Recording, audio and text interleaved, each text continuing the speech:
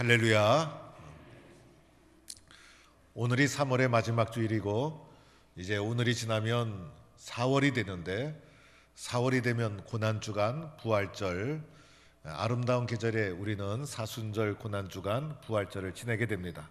벚꽃도 많이 피고 날씨도 좋고 또 자꾸 갈 곳도 많이 생기고, 그러나 우리들은 교회 중심, 예수님 중심, 부활절 그날까지 우리 경건의 삶을 잘 달려가는 성도가 되기를 바랍니다.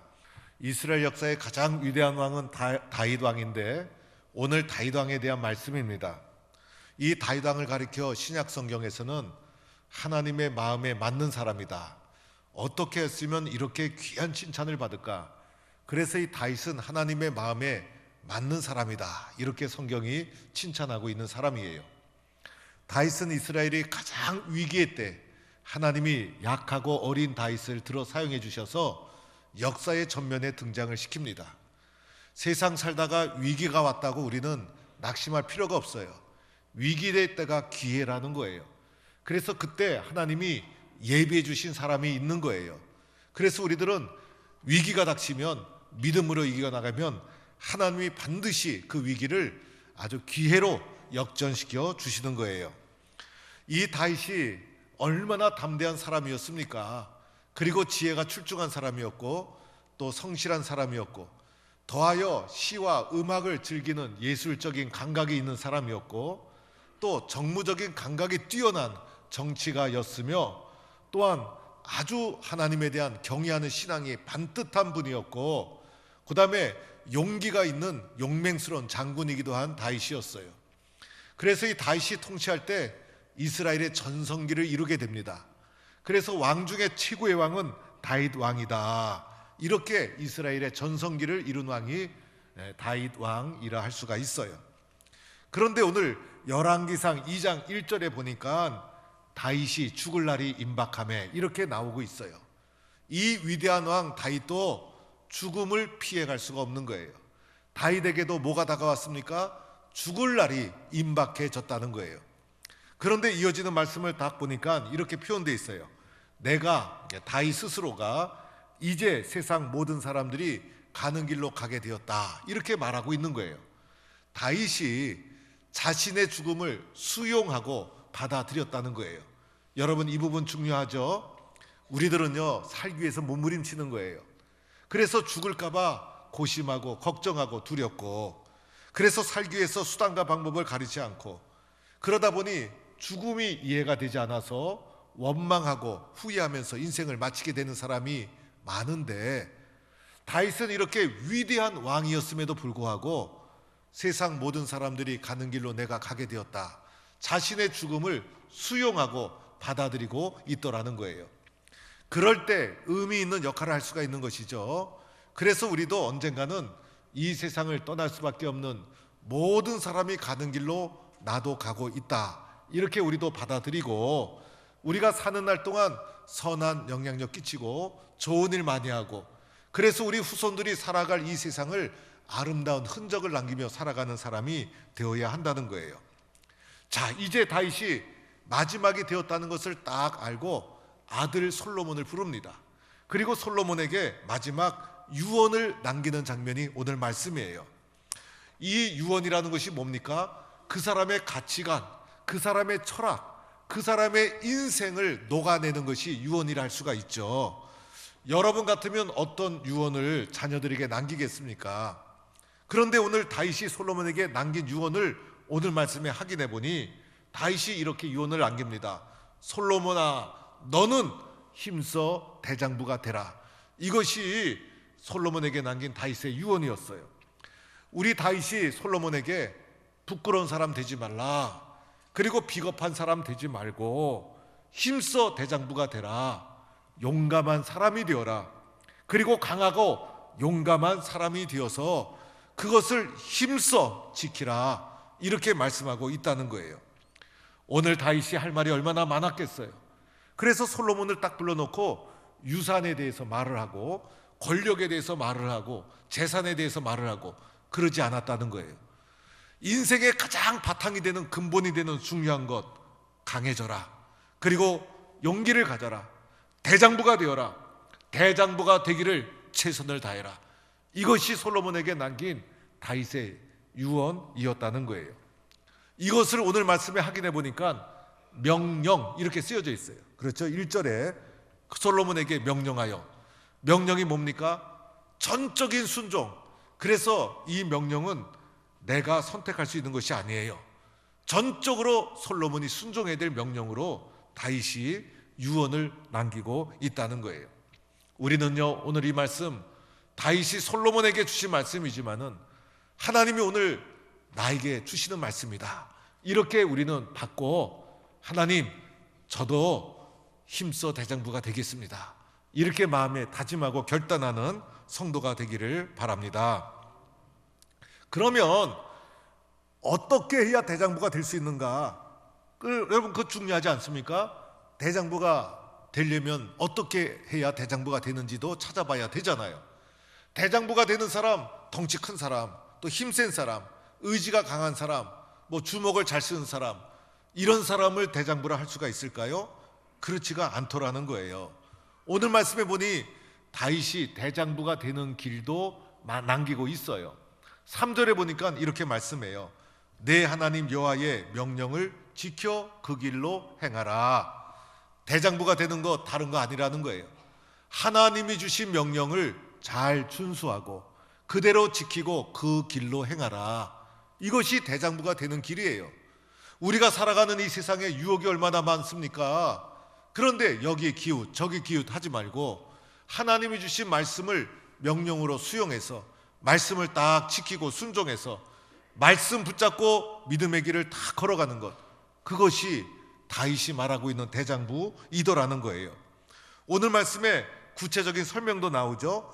법률과 계명과 율례와 증거를 모세의 율법에 다 기록해 놓았는데 모세 율법에 기록된 대로 지키라. 말씀을 준수하라. 그 말씀대로 순종해라.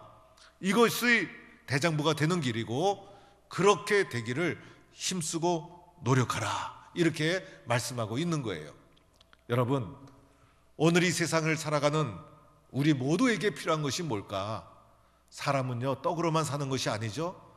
모든 사람에게는 뭐가 필요할까요? 하나님의 말씀이 필요한 줄로 믿습니다. 우리는 그래서 오늘 하나님의 말씀을 붙잡고 하나님의 말씀에 순종하고 살아가는 믿음의 사람으로 인생을 살아가고 있는 거예요. 모든 사람에게는 하나님의 말씀, 이 말씀을 하나님이 우리에게 뭘로 주셨어요? 명령으로. 그래서 이 명령을 생명을 걸고 지키는 거예요. 여기에는 뭐가 있어요? 순종만이 있을 뿐이에요. 그렇게 우리가 말씀 붙잡고 믿음의 길을 걸어가고 있는 거예요. 오늘 하나님의 말씀에 대해서 법률, 계명, 율례, 증거라고 반복하면서 강조하죠. 이 하나님의 말씀이 뭡니까? 법이에요. 법 지켜야 되잖아요. 하나님의 말씀이 뭡니까? 계명이에요. 하나님의 말씀이 뭡니까? 우리에게 증거하고 있는 증거가 되는 거예요. 그래서 이 말씀대로 살아가라. 이것이 오늘 우리가 보고 있는 성경책, 오늘 표현에는 모세의 율법책 이렇게 기록되어 있지만은 성경책에 하나님께서 담아두셨다. 그래서 하나님이 말씀을 통해 나의 인생을 인도하고 있다. 그렇게 믿고 이 하나님의 말씀을 우리는 절대적인 기준, 말씀으로 받아들이고 순종하며 살아가는 것, 그것이 대장부가 되는 길이다. 이렇게 말씀하고 있는 거예요. 오늘 이 세상이 참 걱정이 돼요. 왜냐하면요, 절대적인 기준이 잃어버린 시대가 오늘 이 시대예요. 오늘 이 시대는 심지어는요, 하나님의 말씀조차도 소홀히 여겨요. 오늘 이 시대의 기준은 누구냐? 바로 자기 자신이에요. 그래서 모든 게 자기 자신이 되어버렸어. 그래서 사람마다 목소리가 크고 사람마다 주장하는 소리가 크고 도처에서 부르짖는 소리만 들리고 그러다 보니 혼란과 갈등이 계속되는 거예요. 여러분이 혼란과 갈등을 어떻게 하겠습니까? 모든 혼란의 원인은요, 오늘 이 시대가 상대적인 시대가 되어서 절대적인 기준이 무너지고 있다는 것이 문제더라는 거예요. 여러분, 그런데 가만히 생각해 보세요. 우리들의 생각, 우리들의 가치관 온전합니까? 불완전한 거예요. 아무리 똑똑한 소리더라도 불완전한 거예요. 그리고 우리 인간은 죄성에 오염된 존재이죠. 아무리 우리들이 옳다고 부르짖어도 사람이 만든 가치관, 세계관, 문화, 이 모든 것 속에는 뭐가 있을까요? 죄성이 길들여 있다.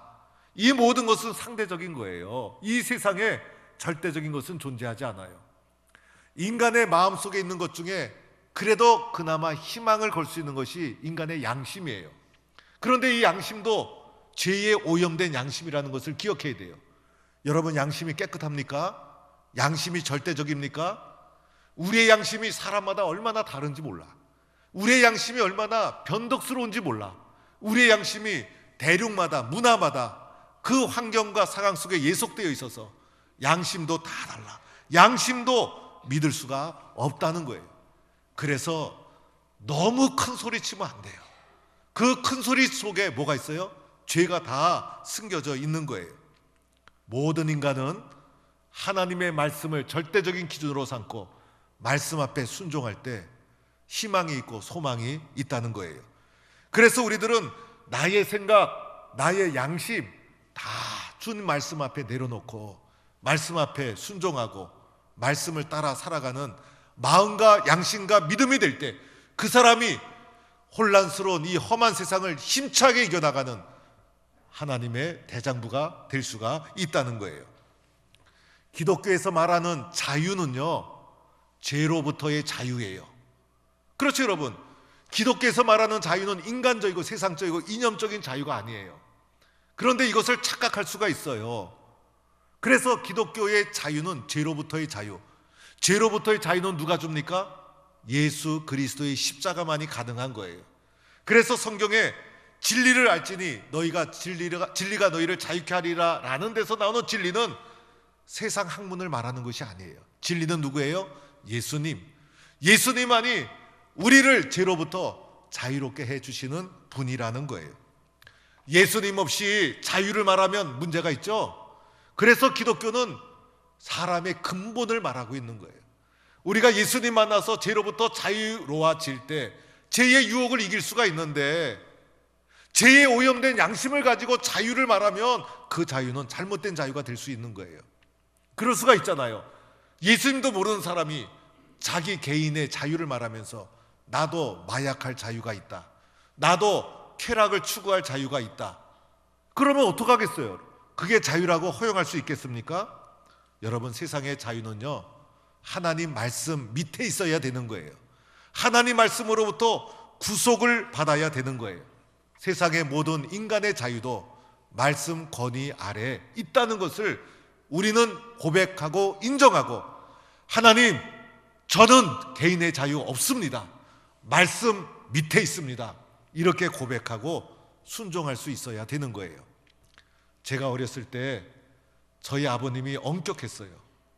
그래서 한 번은 제가 예배를 안 참여한 것 같아요. 그런데 아버지한테 들켜버리고 말았어요.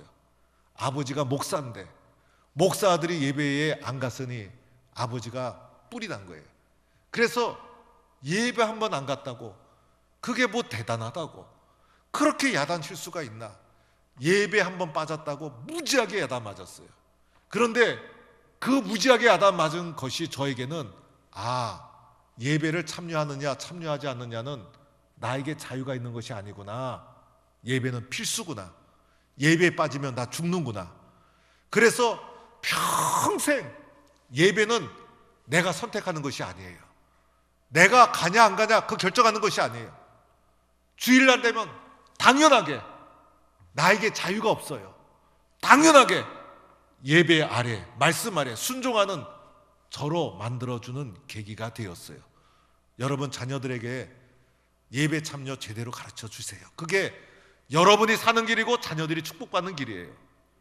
한 번은요, 제가 어릴 적에 공부도 제대로 안 하고 골목에서 친구들하고 공 차는 거 좋아하고 노는 거 좋아하다가 아마 사고를 쳤던 것 같아요. 무슨 사고였는지 기억은 잘 나지 않아요. 근데 그날 저희 아버지가 무지하게 화가 났어요.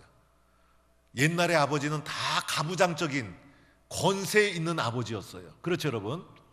요즘 30대 아버지들은 너무 잘해. 요즘은 여자분들 진짜 신랑 남편이 잘해준다고 생각해야 돼요. 옛날에 아버지들은 가부장적인 아버지, 그래서 저희 아버지도 그런 모습이 좀 있었어요. 그래서 회초리를 가지고 좀 굵은 짝대기로 때리면 괜찮은데 쌀이 그 회초리 있지 않습니까? 그 비슷한 걸로 제 종아리를 때린 거예요. 종아리 올려라. 올리고 나니까 아버지가 살짝 때리는데 맞아본 사람은 알 거예요. 얼마나 아픈지. 그때 참으면 안 돼. 참으면 더 세게 맞아. 그래서 저는 뭐 깨가 없나요? 아버지한테 엄살을 이만큼 부리면서 울면서 막 종아리를 막 아프다고 하면서 아버지 안 그럴게요. 그리고서 막 손이 닳도록 싹싹 불면서 막 엄살을 떨면서 무지하게 울면서 맞았어요. 저희 아버님이 해초리로 따끔하게 때려놓은 다음에 저보고 엎드리라고 하고선 이 종아리에 이 쌀이 회초리 자국이 딱 나 있는데 약을 발라주시는 거예요. 그때 또 무슨 약이 있었겠어요? 그때 가져온 약이 안티프라민. 맞아서 아프고 안티프라민 발라서 따가워서 아프고. 그런데 아버지가 그 약을 발라주면서 미안하다, 많이 아프지. 그러면서 우리 아버지가 울어요. 다시는 안 때릴게. 그러면 맞을 때는 쬐끔 울었다가 아버지가 약 발라주면서 우시니까 엎드려서 엉엉 울었어요. 엉엉 울고 약을 발라주고 나서 아버지가 앉혀놓고서 또 기도를 해줘요. 저희 아버지 마지막은 늘 기도를 또 구슬프게 하니까 또 그게 또 울려. 그래서 제 방에 돌아가서 못난 아들, 아휴, 아버지한테 말도 제대로 안 듣고 얼마나 많이 울었는지 모릅니다. 그런데 지나고 나니까 아버지의 회초리가 그리워. 그 회초리 때문에 그래도 목사가 되고 그 회초리 때문에 그래도 제대로 성장한 것 같아요. 우리에게는 회초리가 있어야 돼. 우리에게는 하나님의 말씀이 회초리야. 그래서 하나님의 말씀으로 따끔하게 맞아야 돼. 우리가 게을러졌을 때, 우리가 못났을 때 우리는 늘 하나님의 회초리 앞에 맞고 순종해야 돼요. 그래야 그래도 나 같은 인간이 사람이 되고 믿음의 길을 걸어갈 수 있게 되는 거예요. 여러분, 오늘 말씀에 보면 하나님의 말씀에 대한 태도도 나오죠. 오늘 말씀에 보니 이렇게 말하고 있어요. 마음을 다하고 성품을 다하고 진실이 내 앞에서 행하면. 믿음 생활하는 것, 믿음의 길을 걸어가는 것이 연습입니까? 적당히 하는 겁니까, 여러분? 인생 그렇게 사는 겁니까? 하나님 말씀이라면 마음을 바치고 성품을 바치고 진실하게 가는 거예요. 거기에서 뭐가 나와요? 능력이 나오는 거예요. 그래서 예배를 드려도 마음과 뜻과 정성을 다하고 말씀을 들어도 아멘, 아멘, 나 자신에게 긍정적으로 수용하고 필요한 회초리구나, 주님이 나를 회초리를 때리는구나 받아들이는 거예요. 말씀 듣다가 나의 부족함이 보여야 돼. 나를 보지 못하면 하나님 못 만나는 거예요. 나를 알아야 하나님 만나는 거예요. 그래서 말씀 앞에 진지하게 나를 성찰하고 회개도 하고 결단도 하고 이렇게 말씀의 회초리 앞에 성실과 정성과 진심을 다할 때 그 사람이 믿음의 대장부가 되어지는 거예요. 올해는 선교 140주년. 그래서 주중에 우리나라에 선교사 4대손이 있고 선교사 3대손이 있고 그런 분들이 지금도 우리나라에서 선교적 사역을 감당하는데 그 중에 한 분이 국민의힘 국회의원 인요한 의원이에요. 그분은 목사이기도 한 분이에요. 그분은 순천에서 태어난 분이고 그래서 선교사 3대 4대 분들을 교계 어른들이 모셔서 감사를 표하는 그런 행사가 있었어요. 그래서 그분들이 옛날의 선교사들에 대해서 얘기하는데 우리들이 몰랐던 내적인 얘기를 이렇게 좀 하잖아요. 그 중에 제가 인상 깊게 들었던 내용이 있었어요. 140년 전에 우리 교회, 우리나라에 온 선교사들은 대부분 20대, 언더도도 26살이었어요. 여러분 20대 청춘이 뭘 알겠어요. 그런데 가슴에 불이 붙어서 하나님 말씀 앞에 순종해서 미지의 땅 조선에 태평양을 건너 생명을 걸고 온 거예요. 그래서 그들이 왔을 때 제일 무서운 것이 풍토병. 그래서 우리나라 위생 상태가 영 엉망이니까 외국에 있는 사람이 오면 그냥 감염이 되어서 죽고, 오늘도 우리나라 선교사들이 아프리카 가면 약 먹고 다 나름대로 조절을 해서 현지에 들어가지, 그리고 현지에 가서도 현지들과 너무 깊이 어울리다 보면 풍토병 걸려서 죽는 수가 있어요. 그래서 그분들이 지리산 꼭대기에 선교사들 집단 거주지가 있었어요. 그래서 그 선교사 집단 거주지를 유적지로 좀 보관했으면 하는 바람을 가지고 있는데, 그 말을 하면서 하시는 말씀이, 당시에 선교사 20대 선교사들이 와서 아이들을 10명 놓으면 8명이 풍토병으로 죽었대요. 그런데도 이 땅에 와서 복음을 전하고 근대화의 과정에 헌신과 기여를 했던 거예요. 왜 그랬을까? 하나님의 말씀이 절대적인 기준이기 때문에 순종의 길을 걸어갔던 거예요. 오늘 말씀에 보면 순종의 결과도 나오죠. 내가 무엇을 하든지 어디로 가든지 형통할지라 다윗과 솔로몬에게 약속해 주신 거예요. 말씀을 확실히 이루게 하시리라. 이런 축복이 믿음의 대장부로 걸어가는 우리 모두에게 이루어질 줄로 믿습니다. 사랑하는 성도 여러분, 당당하게 살아갑시다.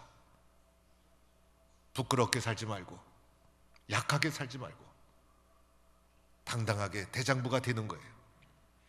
그런데 이 대장부는 내 힘과 내 능력으로 되는 것이 아니죠. 하나님의 말씀을 절대적인 하나님의 음성으로 받아들일 때, 말씀이 하나님께서 연약한 나를 붙잡아 주셔서 대장부로 만들어 주시는 거예요. 오늘 말하는 대장부는 믿음의 대장부예요. 힘써 대장부가 되라. 세상 힘 있는 사람 되라는 것이 아니에요. 믿음의 대장부가 되라. 믿음의 길은 양보하지 말아야 돼요. 믿음의 길은 후퇴하지 말아야 돼요.